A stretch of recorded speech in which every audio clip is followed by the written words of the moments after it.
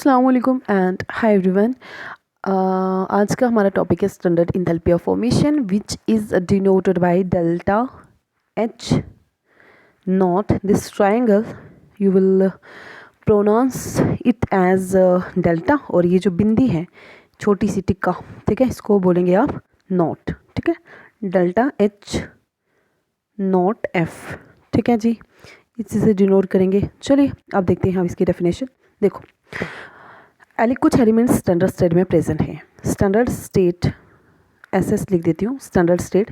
तो मतलब क्या हो गया स्टैंडर्ड स्टेट का, कि जब टेम्परेचर 25 डिग्री सेल्सियस मतलब 298 केल्विन टेम्परेचर होगा, और जो प्रेशर होगा वो कितना होगा 1 atm 1 एटमॉस्फेरिक, ठीक है, तब आप बोलेंगे स्टैंडर्ड स्टेट। अब ये जो एलिमेंट्स स्टैंडर्ड स्टेट में प्रेजेंट है, मान लो इनमें से 1 मोल सब्सटेंस बना, ठीक है, 1 मोल सब्सटेंस बना इन एलिमेंट्स में, इन एलिमेंट से जो एलिमेंट्स स्टैंडर्ड स्टेट में प्रेजेंट है। अब जब 1 मोल ये सब्सटेंस बना तो कुछ इंथैल्पी में चेंज आया होगा, ठीक है, तो इसी को बोला जाता है standard enthalpy of formation. This is the definition of standard enthalpy of formation.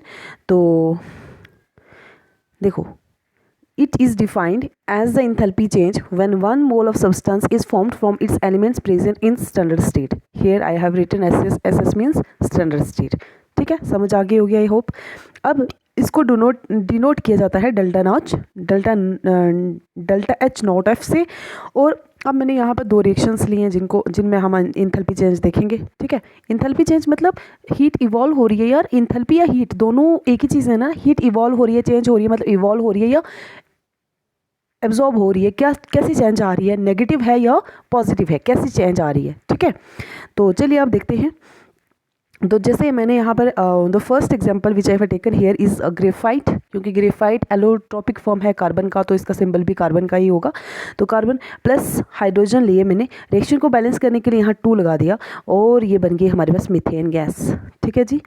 अब मीथेन गैस जो है, ये रिएक्शन जो हुई ये हुई एक्सोथर्मिक। इसमें 74.81 kilo joule mole inverse energy जो हुई वो रिलीज हुई, और रिएक्शन को बोल दिया exothermic. Another reaction which I have taken here is endothermic. Here what I have taken, मैंने लिया है यहाँ पर नाइट्रोजन गैस और ऑक्सीजन गैस, ठीक है, दोनों गैसेस ले ली। चलो, दोनों गैसेस रिएक्ट करी और बना दी एनो नाइट्रिक ऑक्साइड, ठीक है, 2 टाइम्स। और यहाँ पर जो एनर्जी कंज्यूम हुई वो हुई 180.4 kilo joule more inverse, and this reaction is endothermic. अब एक चीज़ मैं आपको बता दूं, जो स्टैंडर्ड इंथैल्पी ऑफ फॉर्मेशन है किसी भी कंपाउंड की, वो किसके इक्वल होती है, enthalpy content of the compound, मतलब उस कंपाउंड के अंदर इंथैल्पी कंटेंट या हीट कंटेंट कितना है उसके साथ रिलेट करती है, ठीक है, इसके उसके इक्वल होती है। और रिलेट किसके साथ करती है, उसकी स्टेबिलिटी के साथ। I repeat it once again. देखो, जो स्टैंडर्ड इंथैल्पी ऑफ फॉर्मेशन होती है किसी भी कंपाउंड की या एक कंपाउंड की, वो किसके बराबर होती है, enthalpy content of the compound. जो कंपाउंड के अंदर कितनी हीट कंटेंट है, कितनी हीट रखी हुई है, कितनी इंथैल्पी है, उसके इक्वल होती है। और is related to its stability, और किसके साथ रिलेट की जाती है, किसके साथ रिलेटेड होती है, स्टेबिलिटी के साथ, ठीक है।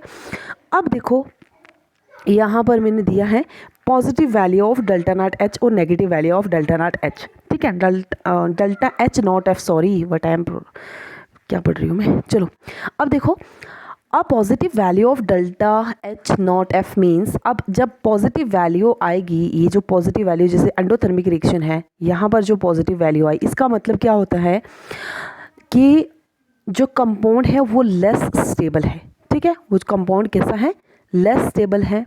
देन द एलिमेंट्स, अपने एलिमेंट्स से, वो जो जिन एलिमेंट्स से वो कंपाउंड बना उनसे, उनके कंपैरिजन में वो लेस स्टेबल है। और जो नेगेटिव वैल्यू है जैसे यहाँ पर दी हुई है, इसका मतलब क्या होता है कि जो कंपाउंड बन रहा है अपने एलिमेंट से, वो उन एलिमेंट्स के कंपैरिजन में जो कंपाउंड बन रहा है वो ज़्यादा स्टेबल है। समझ आ गई। अब बाय कन्वेंशन मैंने जैसे आपको बताया हुआ है, जो स्टैंडर्ड इंथैल्पी ऑफ फॉर्मेशन है सारे फ्री एलिमेंट्स की स्टैंडर्ड स्टेट में, उनको हम लेते हैं 0। फॉर एग्जांपल, जो standard enthalpy of formation of carbon है, जो कार्बन मतलब जो ग्रेफाइट मोस्ट स्टेबल फॉर्म है जिसका, उसको हम ज़ीरो लेते हैं। अब जो इंथैल्पी चेंज है रिएक्शन की, उसको हम कैसे कैलकुलेट करेंगे? कोई फॉर्मूला है कि जिसकी मदद से हम इंथैल्पी चेंज कैलकुलेट कर सकें? तो yes, this is the formula.